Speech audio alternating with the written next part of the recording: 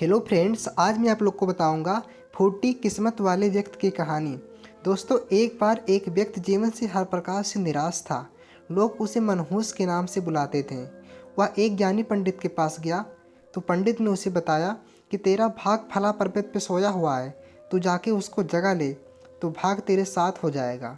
दोस्तों, फिर क्या था, इतना सुनते ही वह व्यक्ति अपने भाग्य को जगाने के लिए पर्वत की तरफ चल दिया।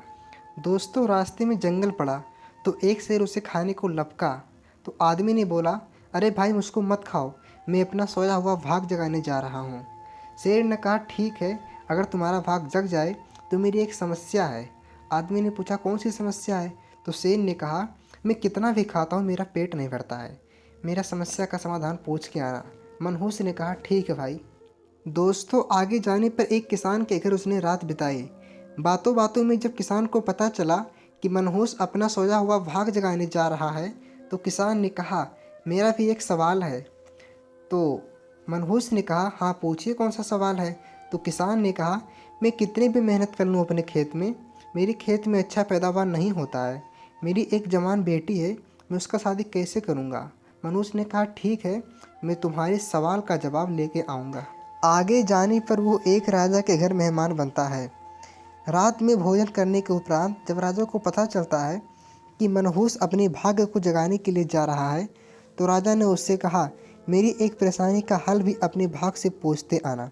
मेरी परेशानी ये है कि मैं जितनी भी समझदारी से अपना राज चलाता हूँ, मेरे राज में कुछ ना कुछ घटा रहता है। तो मनहूस ने कहा, ठीक है महाराज। दोस्तों, अब मनहूस पर्वत के पास पहुँच चुका था। वह वहाँ पर पहुँच के अपने सोए हुए भाग को झंझोर कर जगाया। उठो उठो, मैं तुम्हें जगाने आया हूँ। और कहा, उठो उठो, मैं तुम्हें जगाने आया हूँ। उसके भाग ने एक अंगड़ाई ली और उसके साथ चल दिया और उसका भाग बोला, अब मैं तुम्हारे साथ हरदम रहूँगा। दोस्तों, अब वो मनहूस ना रह गया था बल्कि भाग्यशाली व्यक्ति बन गया था और अपने भाग्य की बदौलत वह सारे सवालों का जवाब जानता था। वापसी यात्रा में वो उसी राजा का मेहमान बना और राजा की परेशानी का हल बताते हुए बोला, चूँकि तुम एक स्त्री हो और पुरुष के वेश में रह के राजकाज संभालती हो, इसीलिए राज में अराजकता का बोलबाला है। तुम किसी योग पुरुष के साथ विवाह कर लो, दोनों मिलकर राजभार संभालो तो तुम्हारे राज्य में शांति स्थापित हो जाएगी। रानी बोली, तुम ही मुझसे ब्याह कर लो और यहीं रह जाओ। भाग्यशाली बन चुका वो मनहूस इनकार करते हुए बोला, नहीं नहीं, मेरा तो भाग जाग चुका है, तुम किसी और से ब्याह कर लो। तब रानी ने अपने मंत्री से विवाह कर लिया और सुखपूर्वक राज करने लगी। कुछ दिन राजकीय मेहमान बनने के बाद उसने वहाँ से विदा ली। चलते चलते वो किसान के घर पहुँचा और उसके सवाल के जवाब में बताया कि तुम्हारे खेत में 7 कलश हीरे जवाहरात पड़े हुए हैं। उस खजाने को निकाल लेने पे तुम्हारी ज़मीन उपजाऊ हो जाएगी और उस धन को तुम अपनी बेटी की ब्याह भी धूमधाम से कर सकोगे। किसान ने मनहूस को शुक्रिया अदा किया और मनहूस से कहा, तुम मेरी बेटी के साथ ब्याह कर लो।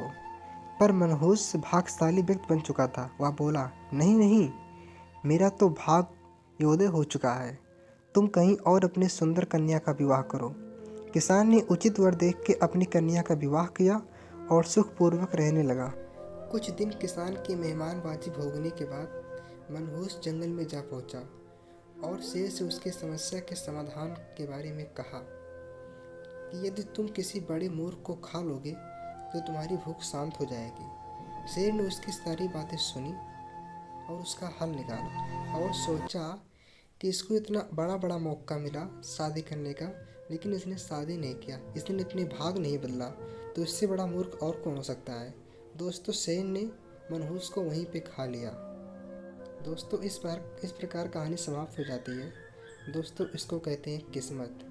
अगर मनहूस ने शादी कर लिया होता तो वो नहीं मारा जाता, लेकिन उसने शादी नहीं किया।